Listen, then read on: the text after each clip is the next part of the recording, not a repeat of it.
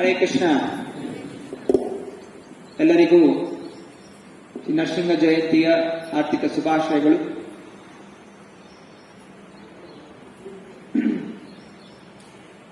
ತನ್ನ ಅತ್ಯಂತ ಪರಮ ಪ್ರಿಯವಾದಂತಹ ಭಕ್ತ ಪ್ರಹ್ಲಾದನ ರಕ್ಷಣೆಗೋಸ್ಕರ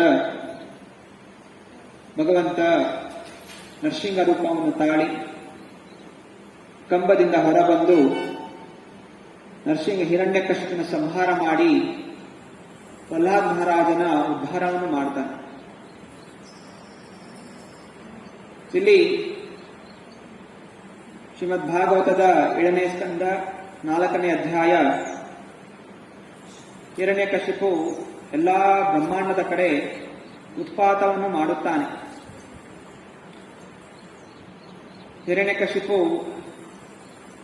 ಅಖಂಡವಾಗಿ ತಪಸ್ಯವನ್ನು ಮಾಡಿ ಬ್ರಹ್ಮನಿಂದ ವರವನ್ನು ಪಡೆದು ಎಲ್ಲ ಕಡೆ ಉತ್ಪಾತ ಮಾಡಿದಾಗ ಎಲ್ಲ ದೇವಾನುದೇವತೆಗಳು ಹೋಗಿ ವಿಷ್ಣುವಿನ ಮೊರೆ ಹೋಗ್ತಾರೆ, ಪ್ರಾರ್ಥನೆ ಮಾಡ್ತಾರೆ, ಗುಣಗಾನ ಮಾಡ್ತಾರೆ, ದಯವಿಟ್ಟು ನಮ್ಮನ್ನು ರಕ್ಷಿಸು, ಹಿರಣ್ಯಕಶಿಪುವನ್ನು ಸಂಹಾರ ಮಾಡು ಅಂತ ಪ್ರಾರ್ಥನೆ ಮಾಡ್ತಾರೆ. ಆಗ ಭಗವಂತ ಹೇಳಿರುವಂತಹ ಉತ್ತರ ಎರಡು ಹೇಳಿ, ಹೇ ಮಹಾಪಂಡಿತ ಶ್ರೇಷ್ಠರೇ, ದಯವಿಟ್ಟು ಹೆದರಬೇಡಿ, ನಿಮಗೆ ಎಲ್ಲವೂ ಮಂಗಳಮಯವಾಗುತ್ತದೆ. ಶ್ರವಣ ಹಾಗೂ ಜಪ ಮಾಡುವುದರಿಂದ ನನಗೆ ಪೂಜೆಯನ್ನು ಸಲ್ಲಿಸುತ್ತಾ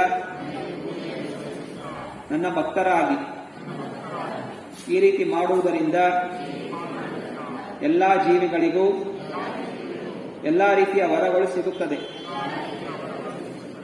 ನನಗೆ ಹಿರಣ್ಯಕಶಿಪುವಿನ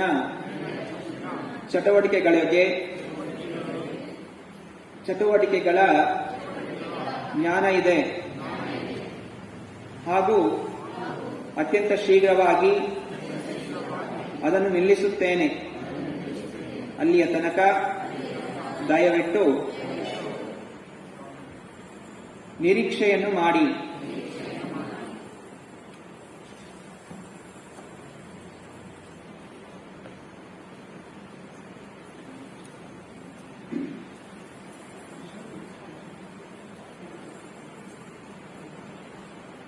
ನರಸಿಂಹನ ಲೀಲೆಗಳನ್ನು ಹಲವಾರು ವರ್ಷಗಳಿಂದ ಹೇಳ್ತಾ ಇದ್ದಾರೆ. ಹಿರಣ್ಯಕಶಿಪು ಪ್ರಹ್ಲಾದ ಮಹಾರಾಜನಿಗೆ ತುಂಬಾ ಕಿರುಕುಳ ಕೊಟ್ಟ. ಯಾಕೆಂದರೆ ಅವನು ಹರಿಯ ಭಕ್ತನಾಗಿದ್ದ. ಹರಿಯ ಭಕ್ತನಾದ ಕಾರಣ ಕಿರುಕುಳವನ್ನು ಕೊಟ್ಟಂತ ಹಿರಣ್ಯಕಶಿಪು, ಆದರೂ ಭಕ್ತ ಪ್ರಹ್ಲಾದ ಆ ಎಲ್ಲ ಸಮಯದಲ್ಲಿ ಒಂದು ಕ್ಷಣವೂ ಕೂಡ ಭಗವಂತನ ಮೇಲೆ ಸಿಟ್ಟು ಮಾಡಿಕೊಳ್ಳದೆ ಅಥವಾ ಭಗವಂತನ ಮೇಲೆ ನಂಬಿಕೆಯನ್ನು ತೊರೆಯದೆ ಹಾಗೂ ಯಾವುದೇ ರೀತಿಯ ಪ್ರಾರ್ಥನೆಗಳನ್ನು ಸಹ ಮಾಡದೆ ಕೇವಲ ಭಗವಂತನ ನಾಮಸ್ಮರಣೆಯನ್ನು ಮಾಡುತ್ತಿದ್ದೆ. ಹರೇ ಕೃಷ್ಣ ಹರೇ ಕೃಷ್ಣ ಕೃಷ್ಣ ಕೃಷ್ಣ ಹರೇ ಹರೇ ರಾಮ ರಾಮ ರಾಮ ಹರೇ. ಹಾಗೂ ನರಸಿಂಹ ಮೊದಲನೇ ಸಲ ಜಪ ಮಾಡಿದಾಗಲೂ ಬಂದಿಲ್ಲ, ಮೊದಲನೇ ಸಲ ಕಿರುಕುಳ ಕೊಟ್ಟಾಗಲೂ ಬಂದಿಲ್ಲ. ತುಂಬಾ ಸಮಯದ ನಂತರ ನಾನಾ ರೀತಿಯಲ್ಲಿ ತೊಂದರೆಗಳು ಆದ ಮೇಲೆ ಭಗವಂತ ಪ್ರತ್ಯಕ್ಷನಾಗ್ತಾನೆ. ಇಲ್ಲಿ ನಾವು ಹಲವಾರು ವಿಚಾರಗಳನ್ನು ತಿಳಿಯಬಹುದು. ಭಗವದ್ಗೀತೆಯಲ್ಲಿ ಭಗವಂತ ವಿವರಿಸಿದ್ದಾನೆ, ಈ ಜಗತ್ತಿನಲ್ಲಿ ಎರಡು ರೀತಿಯ ಗುಣದ ಜನ ಇದೆ. ಒಂದು ಆಸುರಿ ಗುಣದವರು, ಇನ್ನೊಂದು ದೈವಿ ಗುಣದವರು. ಇಲ್ಲಿ ಆಸುರಿ ಗುಣದವನು ಹಿರಣ್ಯಕಶಿಪು, ದೈವಿ ಗುಣದವನು ಭಕ್ತ ಪ್ರಹ್ಲಾದ, ಮತ್ತೆ ಸ್ವಯಂ ಭಗವಂತ ನರಸಿಂಹದೇವ. ಇದರಲ್ಲಿ ಕೆಲವು ವಿಚಾರಗಳನ್ನು ಚರ್ಚೆ ಮಾಡಲಿಕ್ಕೆ ಪ್ರಯತ್ನ ಮಾಡೋಣ. ಅವರ ಗುಣಗಳು, ಏನೆಲ್ಲ ಗುಣಗಳಲ್ಲಿ ಕಂಡು ಬರುತ್ತೆ ಭೌತಿಕ ಜನರಲ್ಲಿ ಹಾಗೂ ಭಕ್ತಾದಿಗಳಲ್ಲಿ, ಹಾಗೂ ಭಗವಂತ ಯಾವ ರೀತಿ ಚಟುವಟಿಕೆಗಳನ್ನು ಮಾಡ್ತಾನೆ ಅನ್ನೋದನ್ನು ಹೇಳಲಿಕ್ಕೆ ಪ್ರಯತ್ನ ಮಾಡೋಣ ಸಮಯದಲ್ಲಿ. ಮೊದಲಾಗಿ ಈ ಭೌತಿಕ ಜಗತ್ತಿನಲ್ಲಿ ಎಲ್ಲ ಜೀವಿಗಳು ಕಷ್ಟಪಡ್ತಾ ಇರೋದು, ಎಲ್ಲ ರೀತಿಯ ತೊಂದರೆಗಳಿಗೆ ಒಳಪಡ್ತಾ ಇರೋದು, ಬೇರೆ ಬೇರೆ ಗುಣಗಳಿಗೆ ಆವರಿತವಾಗ್ತಾ ಇರುವಂತಹದ್ದು ನಾವು ಭಗವಂತನನ್ನು ತೊರೆದಿರೋ ಕಾರಣ. ಇದು ಮೊದಲನೇ ಹಂತ, ಮೂಲ ಕಾರಣ. ನಾವ್ಯಾಕೆ ಇಲ್ಲಿದ್ದೀವಿ, ನಮ್ಗೆ ಯಾಕೆ ಭಗವಂತನ ಮೇಲೆ ದ್ವೇಷ ಇದೆ, ಭಗವಂತನ ಮೇಲೆ, ಭಗವಂತ ಭಕ್ತರ ಮೇಲೆ ಯಾಕೆ ದ್ವೇಷ ಇದೆ, ಹಾಗೂ ಒಳ್ಳೆಯ ಗುಣಗಳನ್ನು ಬೆಳೆಸ್ಕೊಳ್ಳಕ್ಕೆ ನಮ್ಗೆ ಯಾಕೆ ಮನಸ್ಸು ಮುಂದೆ ಬರ್ತಾ ಇಲ್ಲ, ಇದಕ್ಕೆಲ್ಲ ಮೂಲ ಕಾರಣ ನಾವು ಭಗವಂತನನ್ನು ದೂರ ಸರಿಸಿದ್ವಿ.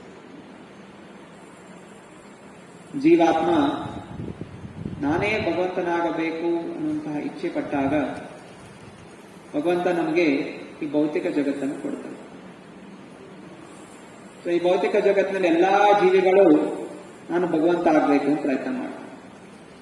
ಪ್ರತಿಯೊಬ್ಬನು, ಸ್ತ್ರೀ ಇರಲಿ, ಪುರುಷ ಇರಲಿ, ಗಿಡ ಮರ ಇರಲಿ, ನಾಯಿ, ಬೆಕ್ಕು, ಪ್ರಾಣಿ, ಕ್ರಿಮಿ, ಕೀಟ, ಎಲ್ಲದಲ್ಲಿರುವಂತಹ ಜೀವಾತ್ಮದ ಉದ್ದೇಶ ನಾನು ಭಗವಂತ ಆಗಬೇಕು.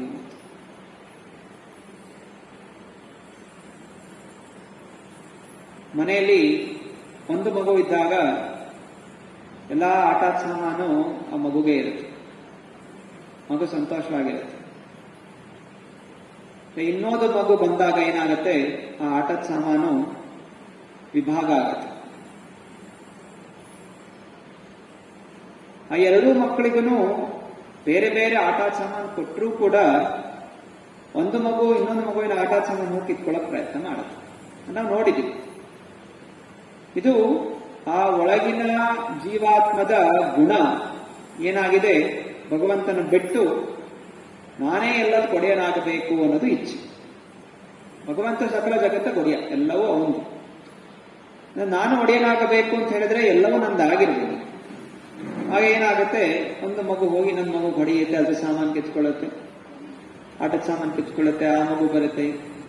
ಆಗ ತಾಯಿ ಏನ್ ಮಾಡ್ತಾಳೆ, ಇಬ್ರಿಗೂ ಬಂದು ಬಾರಿಸ್ತಾಳೆ, ಇಬ್ಬರನ್ನು ದೂರ ದೂರ ಸರಿಸ್ತಾಳೆ, ಮತ್ತೆ ಅಲ್ಲಿ ಇಲ್ಲಿ ಆಟದ ಸಾಮಾನು ಬೇರೆ ಬೇರೆ ಕೊಡ್ತಾಳೆ, ಅದು ಕಿತ್ತಾಡ್ತಾ ಇರ್ತಾಳೆ.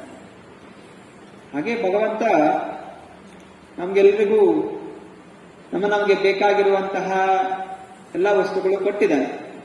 ನಾವೇನ್ ಮಾಡ್ತಾ ಇದ್ದೀವಿ, ನಮ್ಗೆ ಸಾಲ್ತಾ ಇಲ್ಲ. ಇನ್ನೊಬ್ಬ ಅವನ ಹತ್ರನೂ ಇದೆ ಅಲ್ಲ, ಅದು ನನಗೆ ಬೇಕು. ಹೀಗೆ ಪ್ರತಿಯೊಂದು ಜೀವಿಯು ಇನ್ನೊಬ್ಬರ ವಸ್ತುಗಳನ್ನು ಕಬಳಿಸಲಿಕ್ಕೆ ಪ್ರಯತ್ನ ಮಾಡ್ತಾರೆ. ಯಾಕಂತಂದ್ರೆ ಭಗವಂತ ಆಗಬೇಕು, ಭಗವಂತ ಆಗಬೇಕು ಗುಣ ಅಂದ್ರೆ ಎಲ್ಲವೂ ನಂದಾಗಿರ್ಬೇಕು. ಈ ಒಂದು ಪ್ರಯತ್ನ ಎಲ್ಲಾ ಜೀವಿಗಳು ಮಾಡ್ತಾ ಇದ್ದಾರೆ. ಆದ್ದರಿಂದ ನಾನಾ ರೀತಿಯ ದುಷ್ಟ ಕಾರ್ಯಗಳಲ್ಲಿ ಜೀವಿಗಳು ತೊಡಗುತ್ತೆ, ಕರ್ಮದ ಬಂಧನಗಳಿಗೆ ಒಳಗಾಗುತ್ತೆ, ಬೇರೆ ಬೇರೆ ಪಾಪಗಳು ಹತ್ತಿಕೊಳ್ಳುತ್ತೆ. ಹೀಗೆ ಯಾವಾಗಿಂದ ನಾವು ಭಗವಂತನ ತೊರೆದ್ವಿ, ಕೋಟ್ಯಾಂತರ ವರ್ಷಗಳಿಂದ ನಾವು ಕರ್ಮದ ನಿಯಮಗಳಿಗೆ ಒಳಗಾಗಿ, ಕರ್ಮದ ಪ್ರತಿಕ್ರಿಯೆಗಳಿಗೆ ಒಳಗಾಗಿ, ಪಾಪ ಪುಣ್ಯ ಹೀಗೆ ಕೆಲವೊಮ್ಮೆ ಊರ್ಧ್ವ ಲೋಕ, ಕೆಲವೊಮ್ಮೆ ಭೂಲೋಕ, ಕೆಲವೊಮ್ಮೆ ಕೆಳಮಟ್ಟದ ಲೋಕ, 84 ಲಕ್ಷ ಜೀವರಾಶಿಗಳಲ್ಲಿ ಮತ್ತೆ ಮತ್ತೆ ಹುಟ್ಟುತ್ತಾ ಇದ್ದೀವಿ, ಮತ್ತೆ ಮತ್ತೆ ಸಾಯ್ತಾ ಇದ್ದೀವಿ.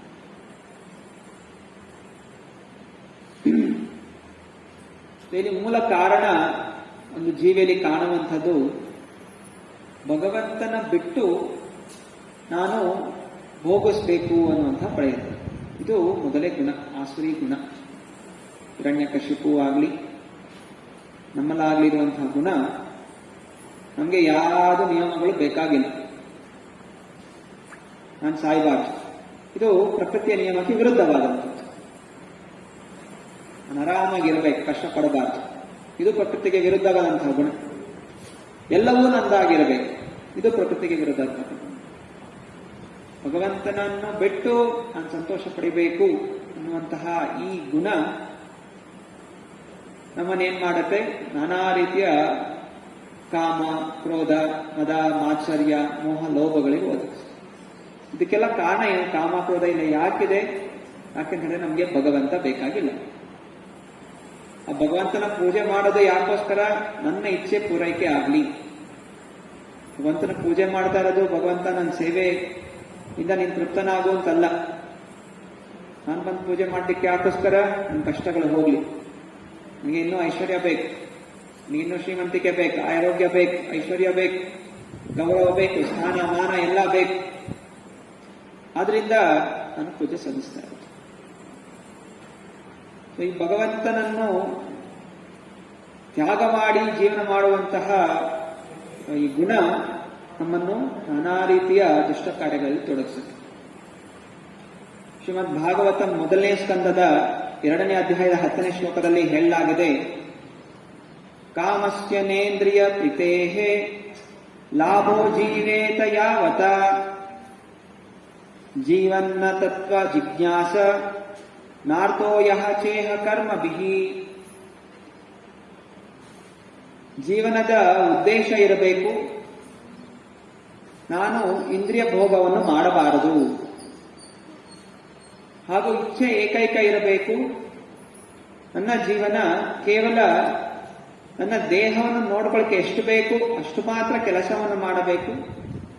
ಮಿಕ್ಕಿದ ಸಮಯವನ್ನು ಪರಿಪೂರ್ಣ ಸತ್ಯವನ್ನು ತಿಳಿಯಲಿಕ್ಕೆ ಮುಡುಪಾಗಿಡಬೇಕು. ಈ ದೇಹದಲ್ಲಿ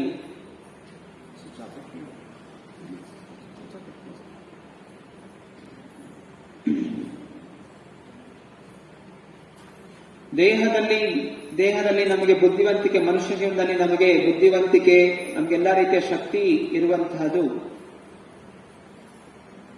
ನಾವು ಭಗವಂತನ ನಾಮಸ್ಮರಣೆ ಮಾಡಲಿಕ್ಕೆ ಏನೆಲ್ಲ ಅನುಕೂಲತೆ ಬೇಕು ಅಷ್ಟು ಮಾತ್ರ ಮಾಡ್ಕೋಬೇಕು. ಇರ್ಲಿಕ್ಕೆ ನಮ್ಮ ದೇಹದ ರಕ್ಷಣೆಗೋಸ್ಕರ ಒಂದು ಸಣ್ಣ ಮನೆ ಬೇಕು, ಮಲ್ಕೊಳ್ಳಿಕ್ಕೆ ಒಂದು ಸಣ್ಣ ರೂಮ್ ಬೇಕು, ಪ್ರತಿನಿತ್ಯ 2 ಬಾರಿ ಅಥವಾ 3 ಬಾರಿ ಊಟ ಮಾಡಲಿಕ್ಕೆ ಸ್ವಲ್ಪ ಆಹಾರ ಬೇಕು. ಅದಕ್ಕೆ ನಾವು ಎಷ್ಟು ದುಡಿಬೇಕು ಅಷ್ಟು ದುಡಿಬೇಕು. ಅಧಿಕವಾಗಿ ಸಮಯ ಯಾತಕ್ಕೋಸ್ಕರ ಮಾಡಬೇಕು? ಸಂಸಾರದ ಬಂಧನದಿಂದ ನಾವು ಮುಕ್ತರಾಗಬೇಕು, ಈ ದೇಹದ ಬಂಧನಗಳ ಮುಕ್ತರಾಗಬೇಕು. ಇದಕ್ಕೆ ನಾವು ಪ್ರಯತ್ನವನ್ನು ಮಾಡಬೇಕು. ಅದಕ್ಕೆ ಈ ಮನುಷ್ಯ ಶರೀರ ನಮಗೆ ನೀಡಲಾಗಿದೆ ಅಂತ ಶ್ರೀಮದ್ ಭಾಗವತ ಹೇಳುತ್ತೆ. ಅರೆ ಯಾವಾಗ ಅದನ್ನು ಬಿಟ್ಟು ಭಗವಂತನ ಚಿಂತನೆ ಬಿಟ್ಟು ನಾವು ಅಧಿಕವಾಗಿ ಸಂಗ್ರಹ ಮಾಡ್ಲಿಕ್ಕೆ ಪ್ರಯತ್ನ ಮಾಡ್ತೀವಿ, ಜಾಸ್ತಿ ಬೇಕು, ಸಣ್ಣ ಮನೆ ಬೇಡ, ದೊಡ್ಡ ಬಂಗ್ಲೆ ಬೇಕು, ದೊಡ್ಡ ಬಂಗ್ಲೆ ಅಲ್ಲ ಚಿನ್ನದ ಬಂಗ್ಲೆ ಬೇಕು, ಅದ್ರಲ್ಲಿ 100 ರೂಮ್ಗಳಿರಬೇಕು,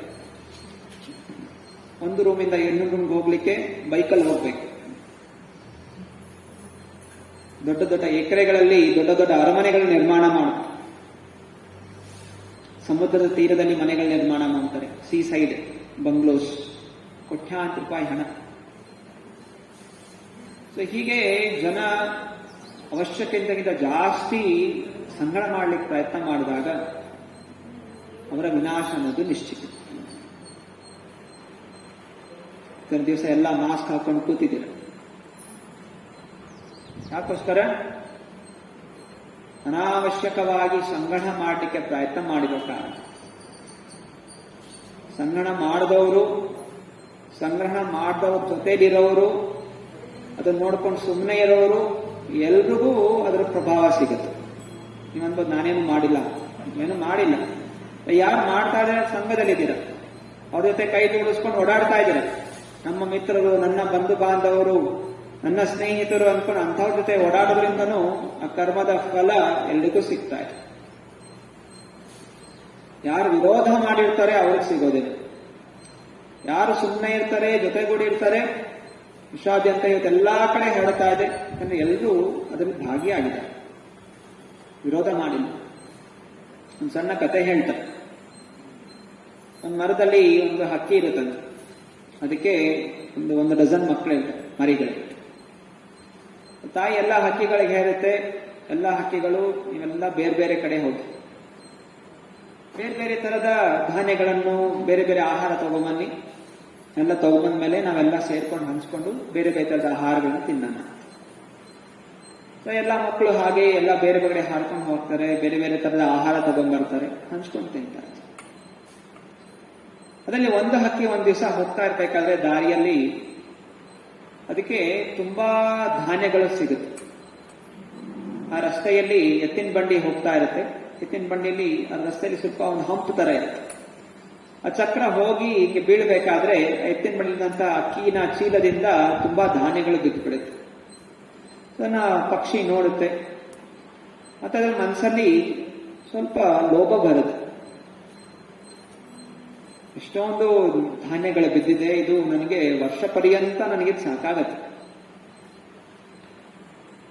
ನಾನು ಎಲ್ಲೂ ಹೋಗೋ ಅವಶ್ಯಕತೆ ಇಲ್ಲ, ನಾನು ಡೈಲಿ ಇಲ್ಲೇ ಬರ್ತೀನಿ, ದೂರ ಹುಡುಕೋದು ಅವಶ್ಯಕತೆ ಇಲ್ಲ. ಈ ಜಾಗ ನಂಗೆ ಗೊತ್ತಾಗಿದೆ, ಇಲ್ಲೇ ಬರ್ತೀನಿ, ನಾನು ಇದನ್ನು ತಿಂತೀನಿ, ನಂಗೆ ಎಷ್ಟು ಬೇಕು ನನಗೆ ಅಧಿಕವಾಗಿ ತಿಂತೀನಿ, ಬೇರೆ ಜಾಸ್ತಿ ತಿಂತೀನಿ. ಹಾಗೂ ನನ್ನ ಬೇರೆ ಅಣ್ಣ ತಮ್ಮಂದ್ರಿಗೆ ಅವ್ರಿಗೂ ಹೇಳಕ್ ಹೋಗೋದಿಲ್ಲ, ಯಾಕಂದ್ರೆ ಅವ್ರ ಮುಂದೆ ಅವರೆಲ್ಲ ಬಂದು ತಿಂದ್ಬಿಡ್ತಾರೆ.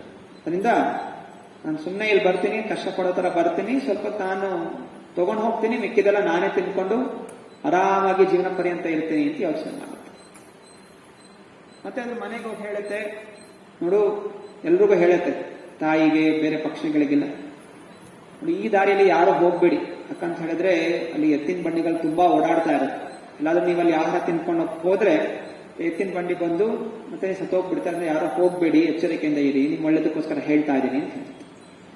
ಎಲ್ಲಾ ಪಕ್ಷಿಗಳು ಸರಿ, ಒಳ್ಳೆ ವಿಚಾರ ಅಂತ ಹೇಳಿ ಯಾರು ಆ ಕಡೆ ಹೋಗೋದಿಲ್ಲ. ಆದ್ರೆ ಈ ಪಕ್ಷಿ ಒಂದು ಮಾತ್ರ ಪ್ರತಿನಿತ್ಯ ಅಲ್ಲಿ ಹೋಗೋದು, ಆರಾಮಾಗಿ ಎಷ್ಟು ಬೇಕು ಅಲ್ಲೇ ಕೂತ್ಕೊಂಡು ತಿನ್ನೋದು, ಜಾಸ್ತಿ ದೂರ ಇರಲಿಲ್ಲ, ಅದು ಹತ್ರ ಆಯ್ತು ತನ್ನ ಗೂಡಿಗೆ, ತುಂಬಾ ತಿಂತಾ ಇತ್ತು, ಮನೆಗೆ ಸ್ವಲ್ಪ ತರ್ತಾ ಇತ್ತು, ಎಲ್ಲದೂ ಹಂಚ್ಕೊತಾ ಇತ್ತು.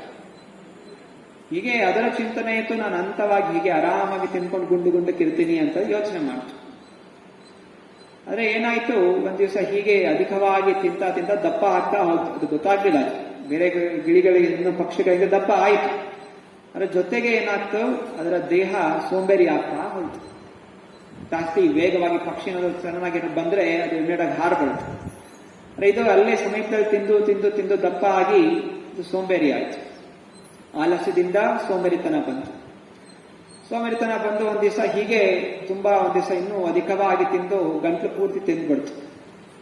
ಗಂಟ್ಲು ಪೂರ್ತಿ ತಿಂದು ಅದಕ್ಕೆ ಓಡಾಡ್ಲಿಕ್ಕೆ ಆಗ್ತಾ ಇರ್ಲಿಲ್ಲ, ಮೆತ್ತಗೆ ಹೋಗ್ತಾ ಇತ್ತು. ಅಂದ್ರೆ ಅಷ್ಟರಲ್ಲಿ ಒಂದು ಎತ್ತಿನ ಬಂಡಿ ಬರುತ್ತೆ, ಆ ಚಕ್ರದ ಕಡೆ ಸಿಕ್ಕಾಕೊಂಡು ಅದು ಸತ್ತೋಗ್ಬಿಡುತ್ತೆ.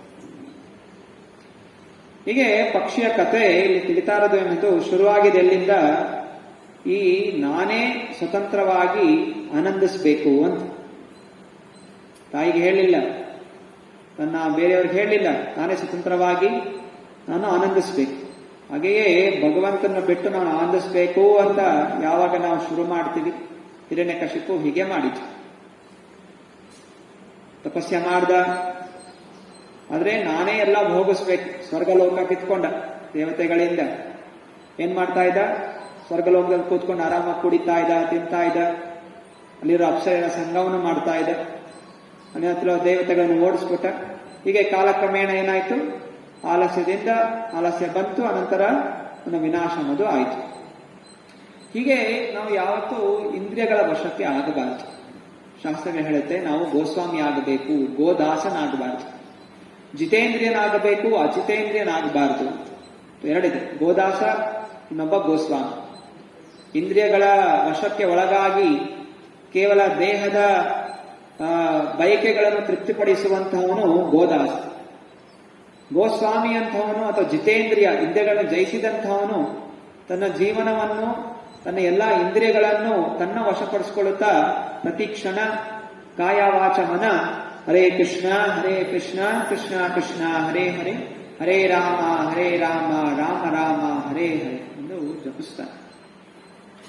ಇಲ್ಲಿ ಹಿರಣ್ಯಕಶಿಪು 60,000 ವರ್ಷ ತಪಸ್ಸೆ ಮಾಡಿದ. 60,000 ವರ್ಷ ತಪಸ್ಸೆ ಮಾಡಿದ ಕಾರಣ ಬ್ರಹ್ಮ ಪ್ರತ್ಯಕ್ಷನಾಗಿತ್ತು. ಅದು ಅಷ್ಟು ಸುಲಭವಾದ ತಪಸ್ಸೇನೂ ಅಲ್ಲ. ಅದು ದೊಡ್ಡ ಬೆಟ್ಟವನ್ನು ಏರಿ, ಆ ಬೆಟ್ಟದ ಮೇಲೆ ಒಂದೇ ಕಾಲ ಮೇಲೂ ಅಲ್ಲ, ಕಾಲಿನ ತುದಿ ಹೆಬ್ಬಟ್ಟ ಮೇಲೆ ನಿಂತಿದ್ದ. ಹೆಬ್ಬಟ್ಟ ಮೇಲೆ ನಿಂತು ಅವನು ತಪಸ್ಸೆ ಮಾಡಿ ಇಷ್ಟು 60,000 ವರ್ಷಗಳಲ್ಲಿ ಅವನ ಮೇಲೆ ಅವನ ಹುತ್ತ ಬೆಳೆದಿತ್ತು. ಅನೇಕ ಕ್ರಿಮಿಕೀಟಾಣುಗಳು ಅವನ ದೇಹವನ್ನು ತಿಂದಾಕ್ಬಿಟ್ಟಿತ್ತು. ಬರೀ ಮೂಳೆ ಒಂದೇ ಉಳಿದಿತ್ತು, ಜೀವಶಕ್ತಿ ಒಳಗಡೆ ಅಷ್ಟೇ ಇತ್ತು.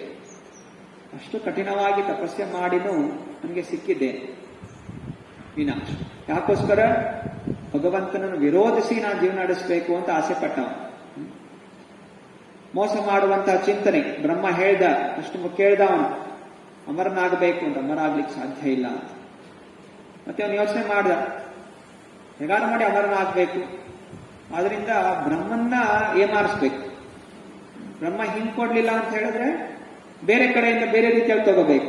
ಜನ ಹೇಳ್ತಲ್ಲ, ತುಪ್ಪ ಏನು ಬೆರಳಲ್ಲಿ ಸೀದವಾಗಿ ಬರ್ಲಿಲ್ಲ ಅಂತ ಹೇಳಿದ್ರೆ ತನ್ನ ಕೊಕ್ಕೆ ತರ ಮಾಡ್ಕೊಂಡು ತಗೊಳ್ಳಿ ಅಂತ. ಹಂಗೆ ಹಿರಣ್ಯಕಶಿಪು ತನ್ನ ಬುದ್ಧಿಯನ್ನು ಅಂದ್ಕೊಂಡ, ನಾನೇ ಬುದ್ಧಿವಂತ, ದಮ್ಮನಿಂದ ಹೇಗಾದ್ರೂ ವರ ಪಡ್ಕೋಬೇಕು ಅಂತ ಯೋಚನೆ ಮಾಡಿದ, ಅಮರನಾಗಬೇಕು. ದೊಡ್ಡ ಲಿಸ್ಟ್ ಕೊಟ್ಟ, ಬೆಳಗ್ಗೆ ಸಾಯಬಾರ್ದು, ರಾತ್ರಿ ಸಾಯಬಾರ್ದು, ಹೊರಗೆ ಸಾಯಬಾರ್ದು, ಒಳಗೆ ಸಾಯಬಾರ್ದು, ಅಸ್ತ್ರಶಸ್ತ್ರಗಳಿಂದ ಸಾಯಬಾರ್ದು, ಆಕಾಶದಲ್ಲಿ ಸಾಯಬಾರ್ದು, ಭೂಮಿಯಲ್ಲಿ ಸಾಯಬಾರ್ದು, ದೇವತೆಗಳಿಂದ ಸಾಯಬಾರ್ದು, ಪ್ರಾಣಿಗಳಿಂದ ಸಾಯಬಾರ್ದು, ಬೇರೆ ಬೇರೆ ದೊಡ್ಡ ಲಿಸ್ಟ್ ಕೊಟ್ಟು ಎಲ್ಲ ಬುದ್ಧಿವಂತಿಕೆ ಉಪಯೋಗಿಸ್ತು. ಆದ್ರೂ ಏನಾಯ್ತು, ಆ ಎಲ್ಲ ಬುದ್ಧಿವಂತಿಕೆಯಿಂದ ಅವನೇನ್ ಮಾಡ್ದ, ಭಗವಂತನ ಸೇವೆ ಅನ್ನೋದು ಮಾಡ್ಬೋದಾಗಿತ್ತು. 60,000 ವರ್ಷ ತಪಸ್ಯ ಮಾಡಿ ಅಂತಹ ಒಂದು ಶರೀರದಲ್ಲಿ ಭಗವಂತನ ಸೇವೆ ಮಾಡಿ, ಭಗವಂತನ ಪ್ರಾರ್ಥನೆ ಮಾಡಿ, ಭಗವಂತನ ಧಾಮಕ್ಕೆ ಹೋಗ್ಬೋದಾಗಿತ್ತು. ಆದ್ರೆ ಹಾಗೆ ಮಾಡಲಿಲ್ಲ. ಭಗವಂತ ವಿರುದ್ಧವಾಗಿ ಕಾರ್ಯಗಳನ್ನು ಮಾಡ್ದ. ಯಾರು ಭಗವಂತನ ಸೇವೆಯನ್ನು ಮಾಡಿದ್ರೆ ಅವರಿಗೆ ಕಿರುಕುಳ ಕೊಟ್ಟ. ಯಾವುದೇ ರೀತಿಯ ಭೇದ ಭಾವ, ತನ್ನ ಮಗ ಅನ್ನುವಂಥ ಚಿಂತನೆ ಬರಲ್ಲ. ಇದು ಅಸುರಿ ಗುಣ, ಸ್ವಾರ್ಥತೆ, ನಾನು ನನ್ನದು. ಒಂದು ಪರಿವಾರ ಎಲ್ಲ ಇರುತ್ತೆ, ಅದೇ ಪರಿವಾರವು ತನ್ನ ವಿರುದ್ಧವಾದ್ರೆ ಅವರನ್ನು ಸಂಹಾರ ಮಾಡಲಿಕ್ಕೆ ವ್ಯಕ್ತಿ ಮುಂದಾಗ್ತಾನೆ. ಇದು ಆಸುರಿ ಗುಣ. ಆದ್ರಿಂದ ಇಂತಹ ಒಂದು ಸನ್ನಿವೇಶಗಳಿಂದ ನಾವು ಎಚ್ಚರ ಇರಬೇಕು.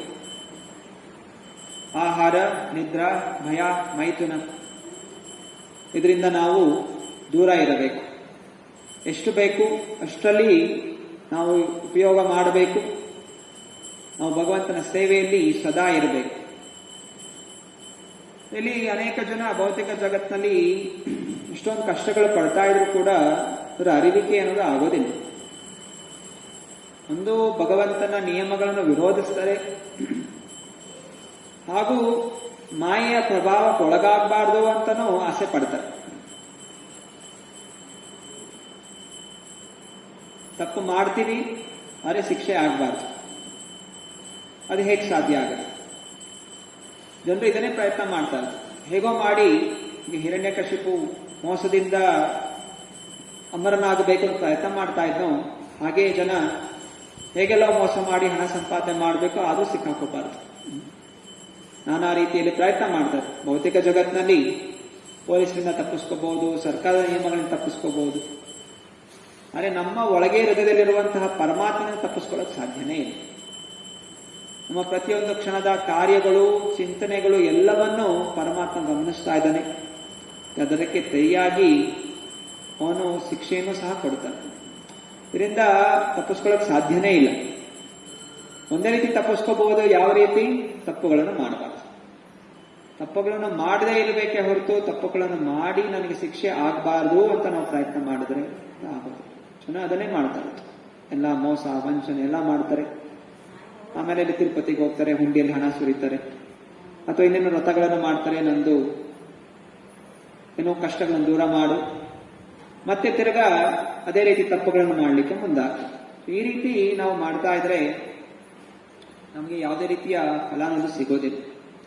ಆದ್ರೆ ದಾಸರ ಹಾಡ್ತಾರೆ, ತಾಕಲಿಲ್ಲದ ತಡಪಯ್ಯ ತಾಕಿಸಿ ಸದ್ಗತಿಯ, ನೀಯಬೇಕು ಪುರಂದರ ವಿಠಲರಾಯ ವಿಠಲರಾಯ.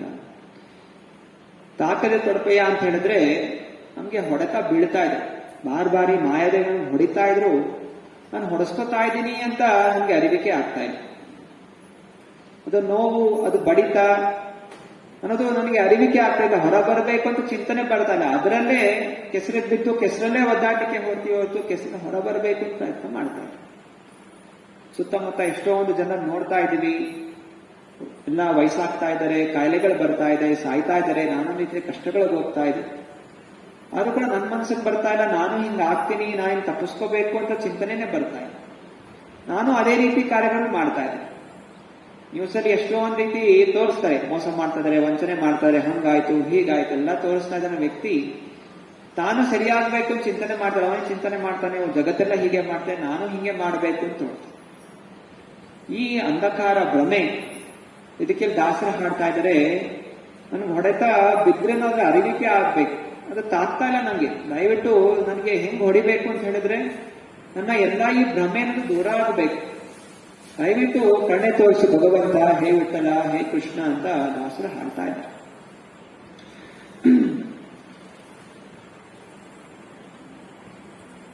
ಸೊ ನಮಗೆ ತಿಳಿಬೇಕು, ನಾವು ಯಾವತ್ತೂ ಒಡೆಯನಾಗ್ಲಿಕ್ಕೆ ಸಾಧ್ಯ ಇಲ್ಲ. ಜೀವದ ಸ್ವರೂಪ ನಾವು ಯಾವಾಗಲೂ ದಾಸರು. ಜೀವೇರ ಸ್ವರೂಪ ಹೋಯ್ ನಿತ್ಯ ಕೃಷ್ಣದಾಸ್. ಬ್ರಹ್ಮ ಸಂಹಿತೆಯಲ್ಲಿ ಸ್ವಯಂ ಬ್ರಹ್ಮ ಹೇಳ್ತಾ ಇದ್ದಾನೆ, ಗೋಲೋಕ ನಿವಸತ್ಯ ಕಿಲ್ಲಾತ್ಮ ಭೂತೋ. ಆಮೇಲೆ ಏನಿದೆ,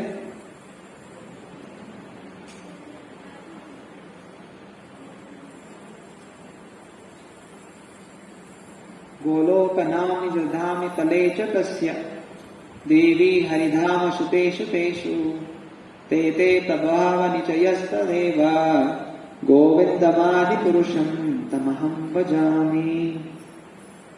ಇಲ್ಲಿ ಬ್ರಹ್ಮ ಹೇಳ್ತಾ ಇದ್ದಾನೆ, ಸೊ ಬೇರೆ ಬೇರೆ ಲೋಕಗಳಿದೆ. ನಾವಿರುವಂತಹ ಈ ಲೋಕ ದೇವಿ ಧಾಮ, ದುರ್ಗಾದೇವಿ ಅಧೀನದಲ್ಲಿದೆ. ಇದಕ್ಕಿಂತ ಉತ್ತಮವಾದಂತಹದ್ದು ಶಿವಧಾಮ, ಕೈಲಾಸ. ಅದಕ್ಕಿಂತ ಶ್ರೇಷ್ಠವಾದದ್ದು ಹರಿಧಾಮ, ಹಾಗೂ ಆ ವೈಕುಂಠ ಹರಿಧಾಮಕ್ಕಿಂತ ಶ್ರೇಷ್ಠವಾದಂತಹದ್ದು ಭಗವಂತನ ಕೃಷ್ಣನ ಸ್ವಂತವಾದ ಲೋಕ ಗೋಲೋಕ ವೃಂದಾವನ. ಹೀಗೆ ಬೇರೆ ಬೇರೆ ಲೋಕಗಳಿಗೆ ಬೇರೆ ಬೇರೆ ಅಧಿಪತಿಗಳನ್ನು ನೇಮಿಸಿರುವಂತಹ ಭಗವಂತ ಕೃಷ್ಣನಿಗೆ, ಗೋವಿಂದನಿಗೆ ನಾನು ಭಕ್ತಿಯಿಂದ ಆರಾಧಿಸುತ್ತೇನೆ ಎಂದು ಬ್ರಹ್ಮ ಹೇಳ್ತಾ ಇದ್ದಾನೆ.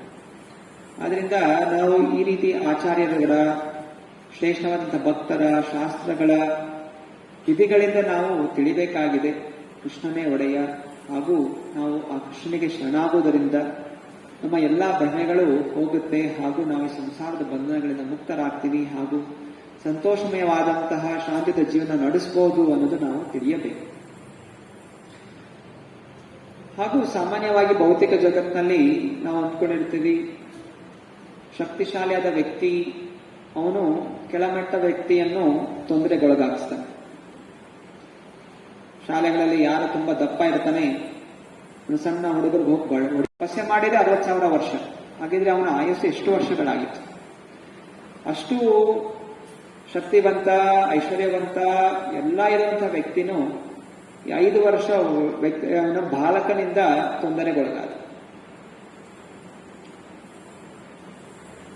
ದೊಡ್ಡ ದೊಡ್ಡ ಆನೆಗಳಿದೆ, ಆನೆಯಲ್ಲಿ ಎಷ್ಟು ಬಲ ಇರುತ್ತೆ.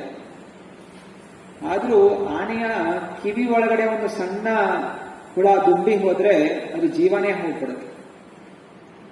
ಆನೆ ಅಷ್ಟು ಬಲಿಷ್ಠವಾದ್ರೂ ಅದರ ವೀಕ್ನೆಸ್ ಏನು ಅಂತ ಹೇಳಿದ್ರೆ ಅದು ಒಂದು ದುಂಬಿ. ಅದರಿಂದಲೇ ಅದು ಯಾವಾಗಲೂ ದುಂಬಿಯಿಂದ ಹೆದರ್ಕೊಳ್ಳುತ್ತೆ. ದುಂಬಿ ಕಿವಿಯೊಳಗೆ ಹೋಗ್ಬಿಟ್ಟು ಅದು ಅಲ್ಲಿ ಗುಯಿ ಅಂತ ಹೇಳಿದ್ರೆ ಅದ್ರ ಜೀವನೇ ಹೋಗ್ಬಿಡುತ್ತೆ. ಸೊ ಹಾಗೆಯೇ ನಾವು ಸಣ್ಣ ವ್ಯಕ್ತಿಗಳಾಗಿರ್ಬೋದು, ಮಾಯಾಶಕ್ತಿ ನಮಗಿಂತ ತುಂಬಾ ಶಕ್ತಿಶಾಲಿ ಆಗಿರಬಹುದು. ನಾವು ಯಾವಾಗ ಕೃಷ್ಣನ ಆಶ್ರಯವನ್ನು ಪಡ್ಕೋತೀವಿ, ಕೃಷ್ಣ ಚರಣಕಮಲಗಳ ಆಶ್ರಯವನ್ನು ಪಡ್ಕೋತೀವಿ, ಮಾಯಾದೇವಿ ಇನ್ನೇನು ಮಾಡ್ಲಿಕ್ಕೆ ಸಾಧ್ಯ ಇದೆ. ಹೀಗೆ ಪ್ರಹ್ಲಾದ್ ಮಹಾರಾಜ ಸಣ್ಣ ಬಾಲಕನಾಗಿದ್ರು ಹರಿಯ ನಾಮಸ್ಮರಣೆ, ಹರೇ ಕೃಷ್ಣ ಕೃಷ್ಣ ಕೃಷ್ಣ ಹರೇ ಹರೇ, ಹರೇ ರಾಮ ರಾಮ ರಾಮ ಹರೇ ಸದಾ ಜಪಿಸ್ತಾ ಇರೋ ಕಾರಣ ಯಾವುದೇ ರೀತಿಯ ಶಕ್ತಿ, ಏನೆಲ್ಲ ಶಕ್ತಿಗಳಾಯ್ತು, ವಿಷಕ್ಕೆ ಹಾಕಿದ್ರು, ಬೆಂಕಿಗೆ ಹಾಕಿದ್ರು, ಬೆಟ್ಟದ ಮೇಲೇನ ತಳ್ಳಿದ್ರು, ನಾನಾ ರೀತಿಯ ಅಸ್ತ್ರಶಸ್ತ್ರಗಳಿಂದ ಅವನು ಸಂಹಾರ ಮಾಡ್ಲಿಕ್ಕೆ ಪ್ರಯತ್ನ ಮಾಡಿದ್ರು. ಇದಕ್ಕೆಲ್ಲ ರಕ್ಷಣೆ ಆಯಿತು ಅವನಿಗೆ ಭಗವಂತ ನರಸಿಂಹನಿಂದ. ಅದರಿಂದಲೇ ನಾವು ಕೂಡ ಏನೇ ವಿಘ್ನ ವಿನಾಶಕ, ಇವತ್ತಿನ ದಿವಸ ನಾನಾ ರೀತಿಯ ಕಷ್ಟಗಳು, ಆಧ್ಯಾತ್ಮಿಕ ಕ್ಲೇಶ, ಆದಿ ಭೌತಿಕ ಕ್ಲೇಶ, ಆದಿ ದೈವಿಕ ಕ್ಲೇಶ, ನಮ್ಮ ದೇಹದಿಂದ, ಬೇರೆ ಜೀವಿಗಳಿಂದ, ಮತ್ತೆ ಪ್ರಕೃತಿಯ ನಿಯಮಗಳಿಂದ ನಾನಾ ರೀತಿಯ ಕಷ್ಟಗಳು ಎಲ್ಲಾ ಜೀವಿಗಳು ಒದ್ದಾಡ್ತಾರೆ. ಸೈಂಟಿಸ್ಟ್ ಅಲ್ಲಿ ದೊಡ್ಡ ದೊಡ್ಡ ಸೈಂಟಿಸ್ಟ್ಗಳು ಅವ್ರಿಗೂ ಅನುಭವ ಆಗ್ತಾ ಇದೆ, ಆದರೆ ಅವ್ರಿಗೆ ಬುದ್ಧಿ ಅನ್ನೋದು ಬರ್ತಾ ಇದೆ, ನಾಸ್ತಿಕ ಬುದ್ಧಿ. ಇಷ್ಟೊಂದು ಕಷ್ಟಗಳು ಪಡ್ತಾ ಇರೋ ಚಿಂತನೆ ಏನು, ನಾನು ಹಿಂಗಾದ್ರೂ ಪಾರ್ ಮಾಡ್ತೀನಿ ನನ್ನ ಶಕ್ತಿಯಿಂದ, ಬುದ್ಧಿಶಕ್ತಿಯಿಂದ. ರಾಕೆಟ್ಗಳು ಬಿಡ್ತಾ ಇದ್ದಾರೆ, ಸ್ಯಾಟಲೈಟ್ ಬಿಡ್ತಾ ಇದ್ದಾರೆ, ಬೇರೆ ಬೇರೆ ಲೋಕಗಳಿಗೆ ಹೋಗ್ತಾ ಇದ್ದಾರೆ, ಏನೋ ಚಂದ್ರಮಂಡಲಕ್ಕೆ ಹೋಗ್ತಾ ಇದ್ದಾರೆ, ಮಂಗಳ ಮಂಡಲಕ್ಕೆ ಹೋಗ್ತಾ ಇದ್ದಾರೆ. ಉದ್ದೇಶ ಏನು, ಅಲ್ಲೇನು ಕಂಡಿಡಿಬೇಕು ಅಂತಲ್ಲ, ಇಲ್ಲಿ ಎಲ್ಲ ಐಶ್ವರ್ಯ ಎಲ್ಲ ಹಾಳು ಮಾಡಾಯ್ತು, ಅಲ್ಲಿ ಏನಾದ್ರೂ ಸಿಗುತ್ತಾ, ನಾನು ಅಲ್ಲಿ ಹೋಗಿ ಜೀವಿಸ್ಕೊಂಡು ಇನ್ನೂ ಏನಾದ್ರೂ ಬೇರೆ ಜೀವಿಗಳ ಮೇಲೆ ನನ್ನ ಶಕ್ತಿಯನ್ನು ತೋರಿಸ್ಕೋಬಹುದಾ ಅನ್ನೋ ಉದ್ದೇಶದಿಂದ ಎಲ್ಲ ಸಂಶೋಧನೆ ನಡೀತಾ ಇದೆ. ಆದರೆ ಇದೆಲ್ಲವೂ ಹಿರಣ್ಯಕಶಿಪುವ ಹಾಗೆ ಎಲ್ಲವೂ ವಿಫಲ ಆಗುತ್ತೆ.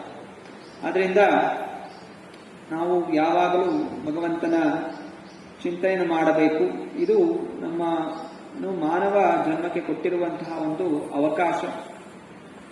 ಹಾಗೂ ಪ್ರಹ್ಲಾದನ ಗುಣ ಇಲ್ಲಿ ನಿರ್ಭೀತನಾಗಿದ್ದ, ಸಣ್ಣ ಬಾಲಕನಾಗಿದ್ದು, ನನಗೆ ಯಾರಿಂದನೂ ಭಯ ಅನ್ನೋದೇ ಇರಲಿಲ್ಲ. ನನ್ನ ತಂದೆ ಕಂಡು ಭಯ ಆಗಲಿಲ್ಲ. ನಂತರ ಅವನಿಗೆ ನರಸಿಂಹನ ನೋಡಿನೂ ಭಯ ಆಗಲಿಲ್ಲ. ನರಸಿಂಹ ಅವತರಿಸಿರ್ಬೇಕಾದ್ರೆ ಅವನ ಅಷ್ಟಭುಜಗಳು ಎಲ್ಲ ಎಷ್ಟು ಕ್ರೋಧಿತನಾಗಿದ್ದ, ದೇವಾದೇವತೆಗಳು ದೂರ ದೂರ ಹೋಗ್ಬಿಟ್ಟಿದ್ರು. ಸ್ವಯಂ ಲಕ್ಷ್ಮೀದೇವಿ ಕೂಡ ಹೋಗ್ತಾರಿಲ್ಲ ಹತ್ತಿರ. ಇದಕ್ಕೆ ಲೋಪಾಲ ಉದಾಹರಣೆ ಕೊಡ್ತಾರೆ. ಹೇಗೆ ಸಿಂಹ ಇರುತ್ತೆ, ಸಿಂಹ ಎಷ್ಟು ಜೋರ ಗರ್ಜನೆ ಮಾಡುತ್ತೆ, ಮತ್ತೆ ಹೋಗಿ ಜಿಂಕೆ ಮೇಲೆ ಆಕ್ರಮಣ ಮಾಡುತ್ತೆ, ಯಾವುದೋ ಒಂದು ಪ್ರಾಣಿ ಮೇಲೆ ಆಕ್ರಮಣ ಮಾಡಿ ಆ ಜೀವಕ್ಕೆ ಎಷ್ಟು ಭಯ ಇರುತ್ತೆ. ಮತ್ತೆ ಅದನ್ನ ಸಂಹಾರ ಮಾಡಿ ಅದರ ಬಾಯಿಯ ರಕ್ತದಿಂದ ಸುರಿತಾ ಇರುತ್ತೆ. ರಕ್ತ ಸುರ್ಕೊಂಡು ವಾಪಸ್ ಅದು ತನ್ನ ಮರಿ ಹತ್ರ ಬಂದ್ರೆ ಆ ಸಿಂಹದ ಮರಿ ಹೋಗಿ ಆ ಸಿಂಹದ ಮೇಲೆ ಆಟ ಆಡುತ್ತೆ, ಅದರ ತಲೆ ಮೇಲೆ ಹೋಗುತ್ತೆ, ನೆಕ್ಕತ್ತೆ. ಅದಕ್ಕೆ ಸಿಂಹದ ಗರ್ಜನೆಯಿಂದ ಆಗ್ಲಿ ಅಥವಾ ಬಾಯಿನ ರಕ್ತವನ್ನಾಗ್ಲಿ ಅಲ್ಲ ಸತ್ತು ಬಿದ್ದಿರುವಂತಹ ಪ್ರಾಣಿ ನೋಡಿ ಅದಕ್ಕೆ ಭಯ ಆಗಿಲ್ಲ. ನನಗೂ ಹೀಗೆ ತಾಯಿ ಮಾಡುತ್ತೆ ಅಂತ ಅದಕ್ಕೆ ಭಯ ಆಗೋದಿಲ್ಲ, ಅದು ಗೊತ್ತಿದೆ ಇದನ್ನು ತಾಯಿ. ಅದರಿಂದ ಅದು ಮಾಡುವಂತಹ ಚಟುವಟಿಕೆಗಳಿಂದಾಗ್ಲಿ ಅಥವಾ ನನಗೇನೋ ಹಾನಿ ಮಾಡುತ್ತೆ ಅನ್ನುವಂಥ ಯಾವುದೇ ಭಯ ಅನ್ನೋದು ಇರಲಿಲ್ಲ. ಹಾಗೆ ಪ್ರಹ್ಲಾದ್ ಮಹಾರಾಜ ಭಗವಂತನ ಅಷ್ಟು ನಂಬಿರೋ ಕಾರಣ, ಸದಾ ಭಗವಂತ ಚಿತ್ತನ ಕಾರಣ ಅವನು ಗೊತ್ತಿತ್ತು ಹಿರಣ್ಯಕಶಿಪನ ಸಂಹಾರ ಮಾಡೋದು ಕೂಡ ನರಸಿಂಹ ನನಗೇನು ಮಾಡೋದಿಲ್ಲ. ಅವನಿಗೂ ಆದ ರೀತಿ ದೃಷ್ಟಿನೂ ಬರಲಿಲ್ಲ. ಅವನು ಅಷ್ಟೊಂದು ಭಯಂಕರವಾಗಿ ರೂಪ ಕಂಡು ಕೂಡ ಅವನಿಗೆ ಏನು ಭಯಭೀತ ಅಲ್ಲ, ಆರಾಮಾಗಿ ಹೋದ. ಹಾಗೂ ಹಿಮಾಲಯ ನರಸಿಂಹನಿಗೆ ಹಾಕುತ್ತೆ. ಸೊ ಹೀಗೆ ನಿರ್ಭೀತರಾಗಿರಬೇಕು. ಸೊ ನಿರ್ಭೀತ ಯಾವಾಗತ್ತೆ, ಆವಾಗ ನಾವು ಭಗವಂತನ ಸೇವೆಯಲ್ಲಿ ತೊಡಗ್ತೀವಿ. ಪ್ರಹ್ಲಾದ್ ಮಹಾರಾಜ ಹೇಳ್ತಾನೆ, ಶ್ರವಣಂ ಕೀರ್ತನಂ ವಿಷ್ಣೋಹೋ ಸ್ಮರಣಂ ಪಾದ ಸೇವನಂ ಅರ್ಚನಂ ವಂದನಂ ದಾಸ್ಯಂ ಸಾಖ್ಯಂ ಆತ್ಮ ನಿವೇದನಂ. ಹಿರಣ್ಯಕಶಿಪು ಕೇಳ್ತಾನೆ, ಇಷ್ಟೊಂದು ನಿರ್ಭೀತವಾಗಿ ಹೇಗಿದೆಯಾ ಅಂತ. ಅದಕ್ಕೆ ಪ್ರಹ್ಲಾದ್ ಮಹಾರಾಜ ಹೇಳ್ತಾನೆ, ಯಾವಾಗಲೂ ನಾನು ಹರಿಯ ನಾಮಸ್ಮರಣೆಯನ್ನು ಕೇಳ್ತಾ ಇರ್ತೀನಿ, ಶ್ರವಣ ಮಾಡ್ತಾ ಇರ್ತೀನಿ, ಕೀರ್ತನೆ ಮಾಡ್ತಾ ಇರ್ತೀನಿ, ಅವನನ್ನು ಪೂಜಿಸ್ತಾ ಇರ್ತೀನಿ, ಅವನ ದಾಸನಾಗಿ ನಾನಿದ್ದೀನಿ. ಹೀಗೆ ಸದಾ ನಾನು ಅವನಿಗೆ ಅರ್ಪಣೆ ಮಾಡಿರೋ ಕಾರಣ ನನ್ನ ರಕ್ಷಣೆ ಅನ್ನೋದು ಆಗ್ತಾ ಇದೆ, ರಕ್ಷಿಸ್ತಾನೆ, ನೀನು ಅವನ ಶರಣ ಆಗು ಅಂತ ಹೇಳ್ತಾನೆ. ಆದ್ರೂ ದುಷ್ಟ ಜನ ಶ್ರೀಲ ಪ್ರಭುಪಾದರು ಹೇಳ್ತಾರೆ, ಮೂರ್ಖರಿಗೆ ಒಳ್ಳೆ ಬುದ್ಧಿ ಹೇಳಕ್ ಹೋದ್ರೆ ಮೂರ್ಖರು ನಮಗೆ ಹೊಡೆಯಕ್ಕೆ ಬರ್ತಾರೆ. ಈ ಹಿತೋಪನಿಷತ್ತಲ್ಲಿ ಹೇಳಲಾಗಿದೆ, ಮೂರ್ಖಾಯ ಉಪದೇಶ ಹಿ ಪ್ರಕೋಪಾಯನ ಶಾಂತಾಯ. ಮೂರ್ಖರಿಗೆ ಉಪದೇಶ ಮಾಡಕ್ ಹೋದ್ರೆ ಅವರು ನಮಗೆ ಹಾನಿ ಮಾಡ್ತಾರೆ. ಮೂರ್ಖರು ಹಾವು ಇದ್ದಾಗೆ, ಹಾವಿಗೆ ನಾವು ಹೋಗಿ ಹಾಲು ಕುಡಿಸ್ತೀವಿ, ಅದಕ್ಕೆ ಆಹಾರ ಕೊಟ್ಟು ನಾವು ಹಾವು ನನಗೆ ಕಚ್ಚಬೇಡ ಅಂತ ಹೇಳಿದ್ರೆ ಸುಮ್ಮನೆ ಇರುತ್ತಾ? ಹತ್ರ ಹಿಡಿಯಕ್ಕೆ ಹೋದ್ರೆ ತುರಂತವಾಗಿ ಅದು ಕಚ್ಚುತ್ತೆ, ಅದು ವಿಷವನ್ನು ನಮ್ಮ ದೇಹಕ್ಕೆ ಹಾಕ್ಬಿಡುತ್ತೆ. ಇದು ಹಾವಿನ ಗುಣ. ಆದ್ರೂ ಕೆಲವೊಮ್ಮೆ ಹಾವಿನ ಮಂತ್ರಗಳಿಂದ ವಶಪಡಿಸ್ಕೋಬಹುದು. ಆದ್ರೆ ಹಾವಿನ ಹಾಗೆ ಮನಸ್ಸಿರುವಂತ ಮನುಷ್ಯನನ್ನು ನಾವು ವಶಪಡಿಸ್ಕೊಳ್ಳೋಕೆ ಸಾಧ್ಯ ಇಲ್ಲ. ಕಾಮ, ಕ್ರೋಧ, ಮತ, ಮಾತ್ಸರ್ಯ ತುಂಬಿರುವಂತಹ ಮನಸ್ಸು ಇದು ವಿಷ ತುಂಬಿರುವ ಹಾವಿನ ಹಾಗೆ. ಈ ವಿಷ ಹೋಗ್ಲಿಕ್ಕೆ ಒಂದೇ ಒಂದು ದಾರಿ, ಭಗವಂತನ ನಾಮಸ್ಮರಣೆ, ಭಗವಂತನ ಭಕ್ತರ ಸಂಘದಲ್ಲಿ. ಇಲ್ಲಿ ಹೇಳ್ತಾ ಇದ್ದಾರೆ, ಭಗವಂತ ಸ್ವಯಂ ಹೇಳ್ತಾ ಇದ್ದಾನೆ, ಹೇ ಪಂಡಿತರೇ ಹೆದರಬೇಡಿ, ಎಲ್ಲವೂ ಮಂಗಳಮಯವಾಗತ್ತೆ. ನನ್ನ ಭಕ್ತರಾಗಿ ನನ್ನ ಶ್ರವಣವನ್ನು ಮಾಡಿ, ನನ್ನ ನಾಮವನ್ನು ಜಪಿಸಿ, ನನಗೆ ಪ್ರಾರ್ಥನೆಯನ್ನು ಮಾಡಿ, ನನ್ನನ್ನು ಪೂಜಿಸಿ, ನಿಶ್ಚಯವಾಗಿ ನಿಮಗೆ ಎಲ್ಲಾ ರೀತಿಯ ಒಳ್ಳೆಯದು ನಿಮಗಾಗತ್ತೆ ಅಂತ ಸ್ವಯಂ ಭಗವಂತ ಹೇಳಿರುವಂತಹ ಮಾತು.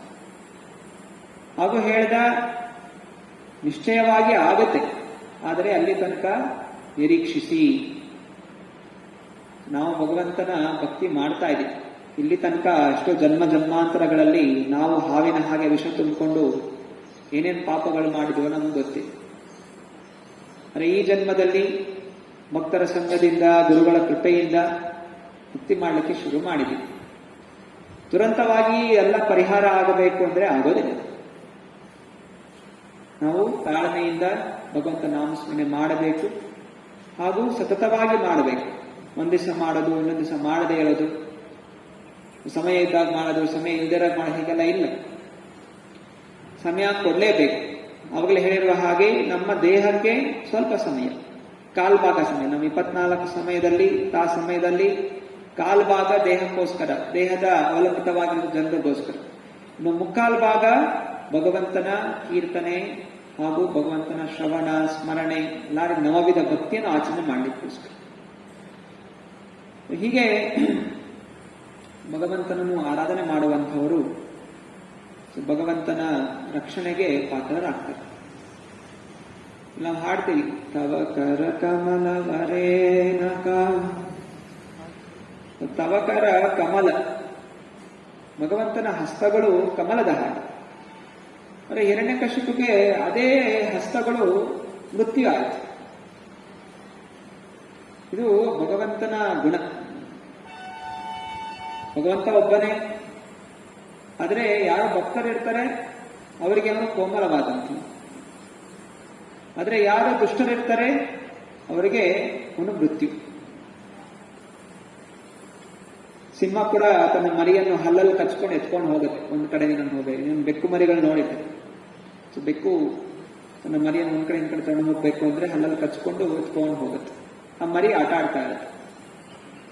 ಅದೇ ಒಂದು ಇಲಿಯನ್ನು ಎತ್ಕೊಂಡು ಹೋಗ್ತಾ ಇದ್ರೆ ಆ ಇಲಿ ಭಯದಿಂದ ಒದ್ದಾಡ್ತಾ ಇರುತ್ತೆ.